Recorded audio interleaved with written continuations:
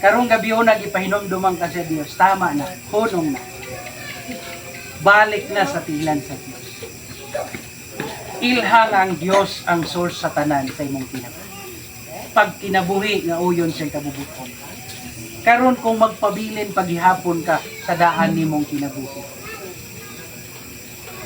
Igsuon, dili na ka makaingon nga Lord, nganong gipasagdam ko nimo. Amen. Kay ikaw mo'y nagputol sa imong connection sa Dios. Dili ka makaingon nga Lord, nganong wala man ko nimo liguna, nganong gipasagdam man ko nimo, nganong gibiyaan man ko nimo. Hinumdumi, God is just a breath away from you. Pero nagapabilin ka sa pagpakasal. Dili pwedeng i-comfort ka ni Lord sa pagpakasal. Gusto kang i-comfort ka ni Lord, gusto kang i-rescue ka ni Lord, biya talikod sa pagpakasal. Kung ilha, Lord, naksayop ko, nasikyat ko, paghari sa akong kinabuhi.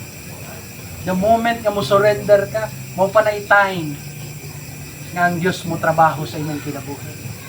Remember the word, sabi, si Lord manuktok ra na sa pultahan. Amen? Dili na siya intruder.